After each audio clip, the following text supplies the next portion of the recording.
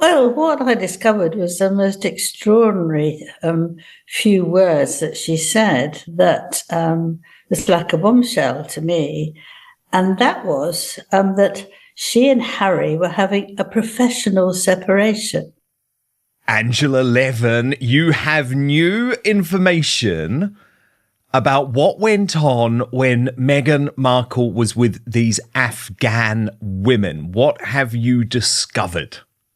Well, what I discovered was the most extraordinary few words that she said that was like a bombshell to me. And that was that she and Harry were having a professional separation. I have no idea what that means, actually. I don't know what an amateur separation is. And what's the game there? Who wants to win? Do you want to leave your partner before they leave you? Do you want them to apologize before anything? I mean, it was just extraordinary professional separation. Have you ever heard of a professional separation? No, and it's the use of that word, separation, isn't it? Because, Angela, you only have to look through royal history to know how significant that word is. Diana and Charles, the moment the separation word was used, even though they insisted that they were never going to be divorced, it was the beginning of the end. Yes.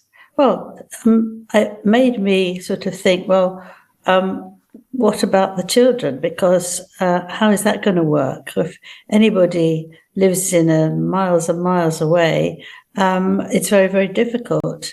I know people always sort of write to me now, say, well, they don't have children, you should know by now. But I think you actually have to include little people in this. And it's also the most terrible thing to say to people she had only known twice, and that was about 10 minutes each. So how she can't actually say that is absolutely astonishing. And actually, because Harry hasn't come back for over 2 months now, she's been out, understandably, to do the things she wants while he's away. So they are floating with nothing at all. Is it possible, Angela, that she does just mean professionally, just this twin track approach with their work? Yeah, but I mean, if you like your husband, before they were, as I've said, salt and pepper, you just want to be with them all the time. You hold hands all the time. They give you security all the time. And they worked on the desk next to each other in the office, remember? Next to each other, yes. How can you bear to be that so many days apart? I don't understand that. It makes sense if it's really important for business, or you've got something, that is very serious. But actually, it's obviously not. The things that Harry has chosen are things he's chosen. They're not things he had to do. And ditto Meghan. So I don't think it can actually be anything, that's just come about. This is a deliberate thing that he doesn't want to come back, and I think that because he hasn't come back at all, that it's making a statement, a silent statement. There we are. Yeah, how's that? There's a lot of silent statements going on at the moment, Yeah. And also, Angela, a lot of groundwork being prepared to try and make us in some way accept a return to the royal family of Prince Harry. So Richard Eden, the diary editor of the Daily Mail, has reported that palace sources have made clear to him that Sophie, the Duchess of Edinburgh, and her husband Prince Edward could point the way, he says, for Prince Harry and Meghan Markle to return to royal duty. So this is Richard Eden's reporting. He says courtiers are increasingly convinced that Harry wants to resume his old way of life when he felt he was using his privileged position for making a worthwhile cause. And a source says Harry's heart is not in the TV stuff. Anyone can see that. One courtier told Richard Eden if the Duke and Duchess of Sussex are prepared to give up their private work and return to royal life, they would be welcomed back, certainly as long as King Charles is monarch. What do you make of that? Well, I like Richard very much. I've known him a very long time, but I don't understand what on earth he's saying. It doesn't make any sense to me. The only thing I can understand, and I'll say this at the first thing, is that sometimes when the Mail has a big problem, that's the newspaper he works for, they say to journalists, take it easy, go down, be careful. And what we have coming up is yet another court case against the Mail that's going to cost £40 million, something ridiculous like that. And they don't want any trouble. I mean, they did this with Meghan's father over the letter that they used. Yes. And that was a bit of a problem, but the word was going around that is be nice, be careful. I was told that several times. I'm not very good at sort of making something very soggy if it's not. And I think that's my only thing that I could think of. So I did a bit of research and I thought, well, how can they compare themselves with Edward and Sophie? So I looked. They met, Sophie, in 1993, right? They married in 1999.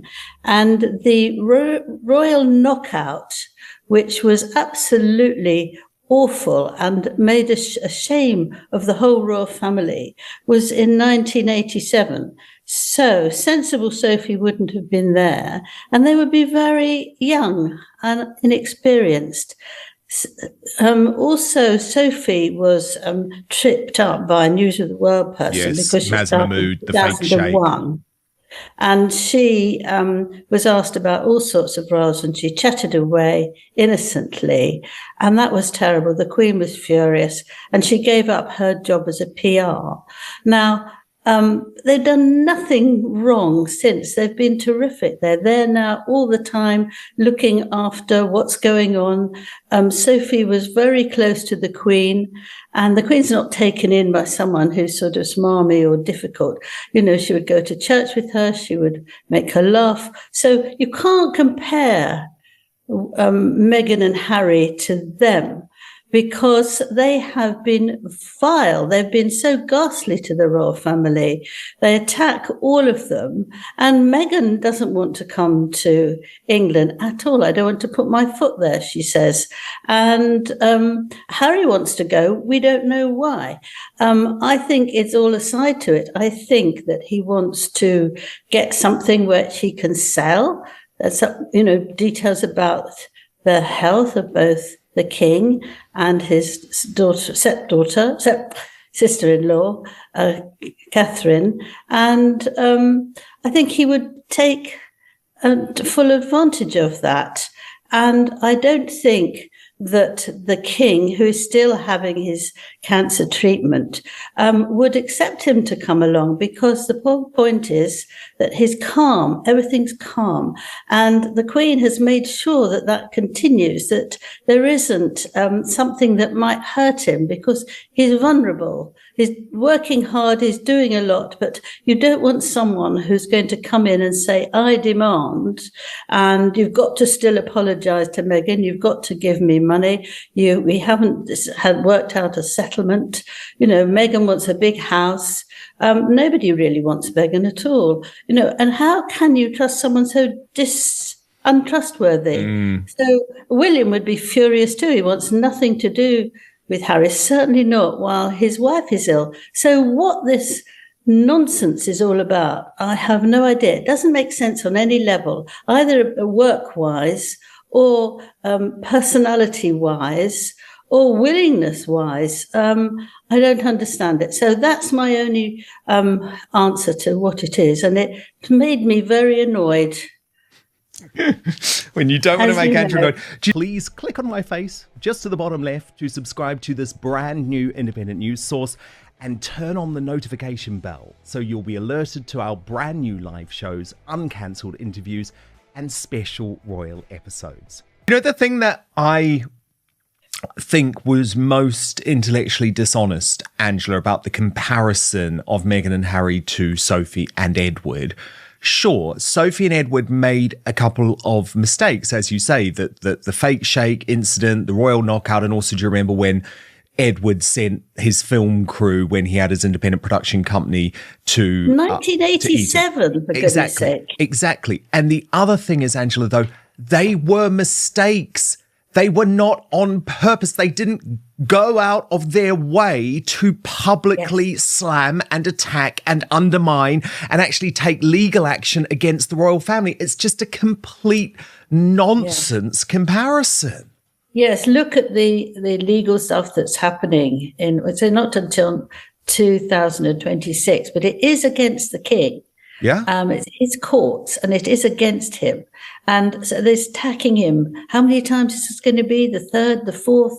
I don't know. I've lost count. But how dare he do that and then still think that the king is going to welcome him? I mean, he would be soft.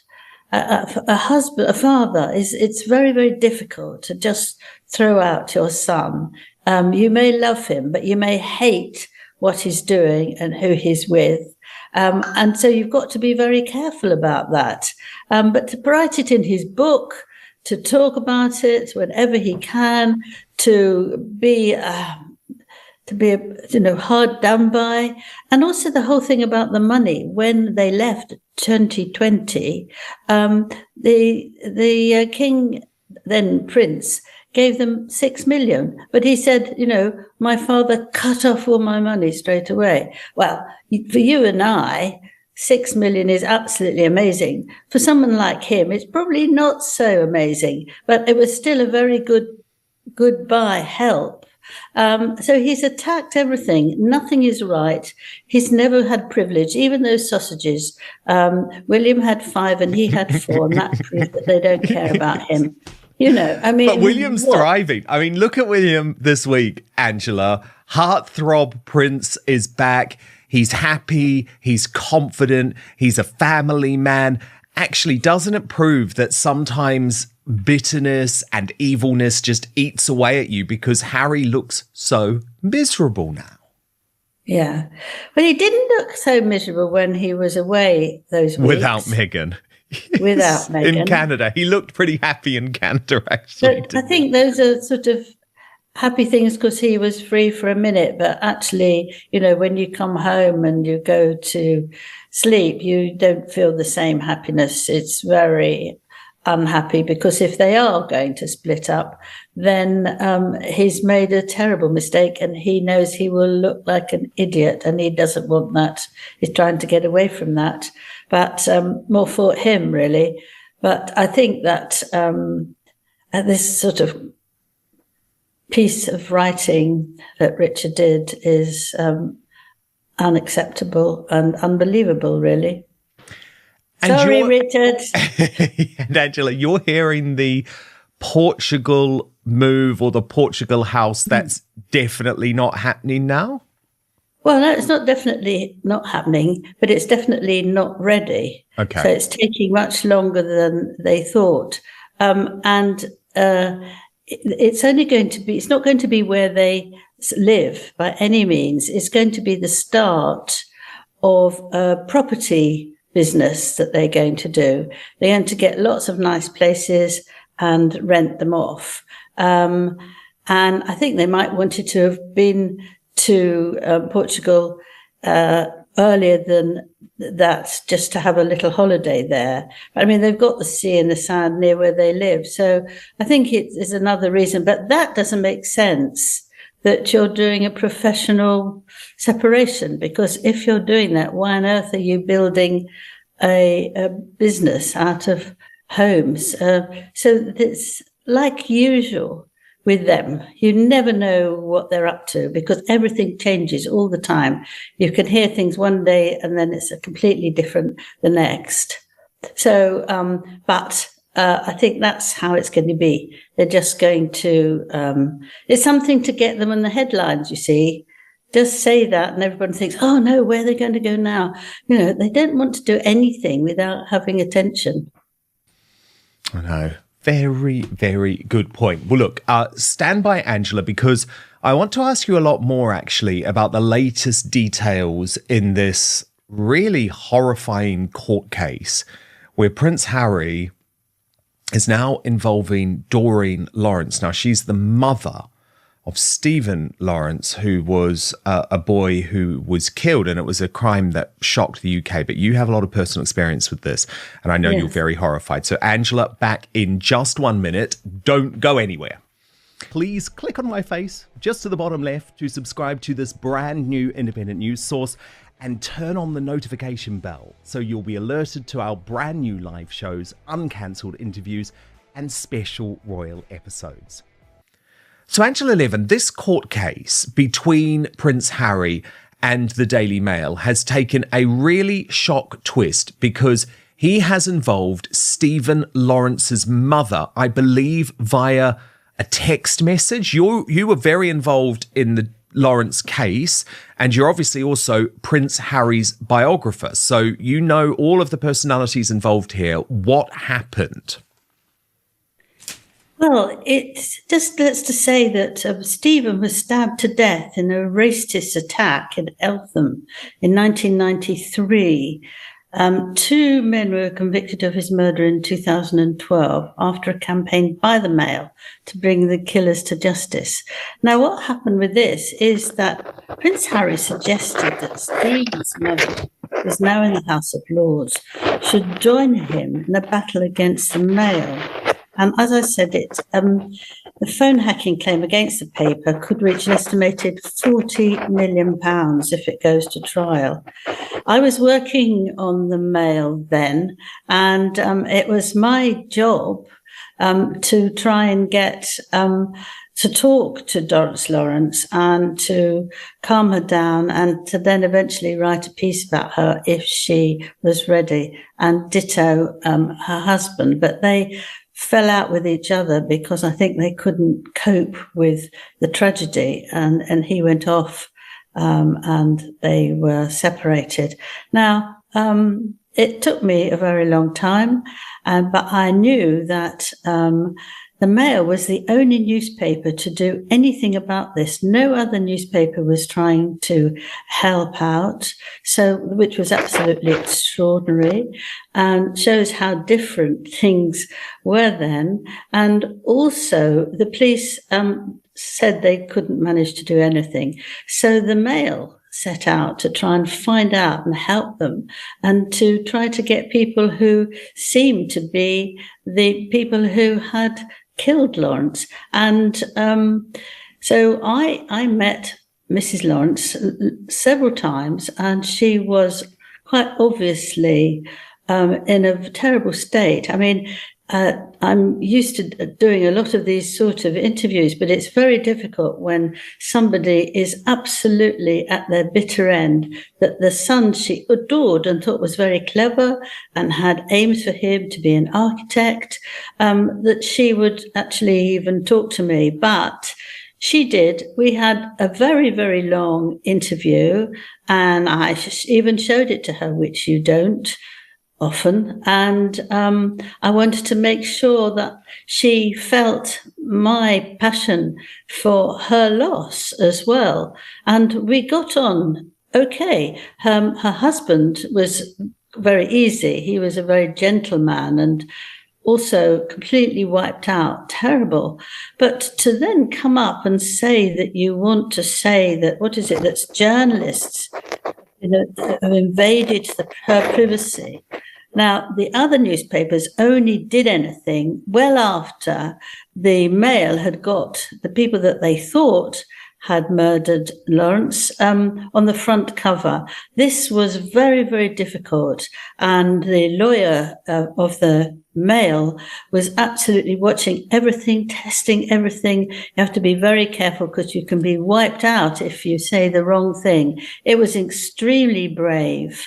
And the editor was marvelous with them. They had lots of money from the Mail, and they had a lot of attention, and it was something very, very important. And I think that Lawrence's father did some work for the editor, business, sort of painting or something like that. And he had a very strong feeling that, he had to help this man. And so to actually attack the I know. newspaper. But the thing is, Angela, to me, this shows you that Harry will not stop at any length when he wants to undermine his media enemies. I've seen what he tried to do to me. Because the thing is, this text message that he said to Doreen Lawrence apparently said that he had information that she would want to know about. So he has effectively destroyed a relationship between Doreen Lawrence and the Daily Mail, which, as you say, goes back years and years and years. And let's just be honest about it. If Paul Dacre hadn't have run that front page image of Stephen Lawrence's killers, no other media organisation would have been brave enough to do it. So I can say that I'm disappointed in Doreen Lawrence, but it's worse what Harry has done. Yes, it's absolutely worse because he's manipulating her. Yes. I think, and putting into her words something that is not true. She did go off the Mail before actually Harry sent this message, but that's because she turned against a lot of white people. She didn't really like that. She became much more interested in black only, which is entirely up to her. And I think that she didn't fall out. But I think she was just very unhappy and didn't want to know anything. But I think that Harry should work on that. And I think he did it with his lawyer's agreement to pull her in, which would make it easier for him to fight with someone else than actually just to fight against the paper on his own. And I think that's despicable. Yeah, really. Shame on him. Shame on him. But Angela, something lovely. Prince William and young Louis. And we learned this week that Louis has taken up a hobby that William may not be entirely happy with, although he's a good dad, so he doesn't really mind. What do we know? Yes, well, Prince William had gone to Tusk Conservation Awards this week, and that's a charity that covers wildlife conservation and local communities across Africa. And at one point he just said to somebody that, Louis, who is very mischievous, he said, "My youngest is learning how to play the drums. That's why I now spend my entire life with my fingers in my ears." And when you think of Louis and how lively and energetic he is, you can understand that, the banging gets rid of some of it. And I think it was a really lovely little story to say. And he adores him. They all adore him. Well, he adores all his children. And it was very, very sweet. Very sweet. Very, very lovely. Oh, William, what a good dad he is. And look at those lovely pictures. The discussion begins with Meghan Markle's latest public appearance, where she spoke about the direction her career has taken in recent months. According to the source material, Meghan explained that both she and Prince Harry have increasingly focused on different projects, allowing each of them to pursue individual interests while continuing to support one another.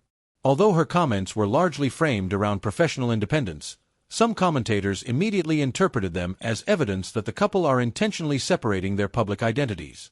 The source argues that this marks a noticeable shift from the strategy the Sussexes adopted after stepping back from royal duties, when they were largely presented as a united public brand. The conversation then explores whether separate public appearances necessarily indicate problems within the marriage. According to the source material, several commentators believe the Sussexes are simply adapting their public strategy. Rather than appearing together at every event, they are reportedly focusing on areas where each individual has the strongest public profile. Meghan continues to develop her lifestyle and business ventures, while Prince Harry remains heavily involved in charitable initiatives, veterans' causes, and international advocacy.